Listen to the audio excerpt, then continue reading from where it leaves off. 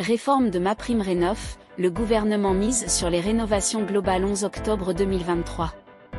Plus de rénovation globale, revalorisation des barèmes, ouverture des aides au confort d'été, mon accompagnateur Rénov', le gouvernement présentait ce mercredi les contours de la réforme qui concernera MaPrimeRénov' à compter du 1er janvier 2024. Parmi les grandes nouveautés, l'éviction des rénovations par geste au profit des rénovations globales pour les passoires énergétiques, étiquette F et G du DPE. L'objectif étant de parvenir à 200 000 rénovations globales par an, contre 10% des logements aidés par MaPrimeRénov' actuellement. Concrètement, le ministère de la Transition écologique explique qu'il y aura deux cas de figure, ou, parcours, une rénovation globale d'ampleur pour les passoires énergétiques, incluant des travaux d'isolation, de changement de fenêtres, et ou de mode de chauffage. Et un deuxième parcours pour les logements mieux isolés, pour passer vers un mode de chauffage plus décarboné, pompe à chaleur, raccordement à un réseau de chaleur. L'objectif, accélérer la dépose des chaudières fioul et gaz, selon le ministère de la Transition écologique. Par conséquent, il n'existera plus d'aide isolée dédiée à un seul geste d'isolation par exemple.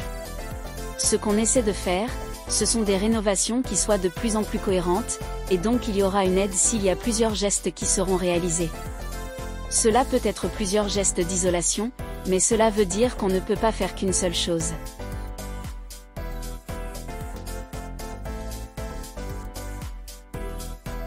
Il faudra un bouquet de travaux cohérents. L'idée c'est que cela se voit le plus vite possible sur la facture des ménages, et que cela permette d'avoir des rénovations qui ont un vrai sens économique, précise le ministère. Pour les rénovations globales des passoires énergétiques, les ménages seront obligatoirement accompagnés par un accompagnateur Rénov', MAR, pour lequel l'aide va être augmentée. Aujourd'hui, il est financé autour de 600 € à 1 000 €. Désormais, il le sera sur la base d'un forfait à 2 000 € pris en charge à 100% pour les ménages très modestes, à 80% pour les ménages modestes, 40% pour les ménages intermédiaires, et 20% pour les ménages aux revenus supérieurs. Et jusqu'à 4 000 € dans les cas de traitement de l'habitat indigne. Pour rappel, l'exclusion des travaux de rénovation énergétique, par geste, ou isolé, constitue une inquiétude pour certains acteurs du bâtiment, qui estiment que cela risque de décourager les ménages ne souhaitant pas entreprendre de rénovation d'ampleur, et devant d'abord payer un diagnostic de performance énergétique, DPE, pour pouvoir bénéficier des aides. Le DPE actuel doit par ailleurs être modifié et fiabilisé, selon les dernières annonces de Bruno Le Maire, alors que les logements fonctionnant à l'électricité et les petites surfaces seraient aujourd'hui défavorisés. Une revalorisation des barèmes, et l'ouverture des aides au confort d'été.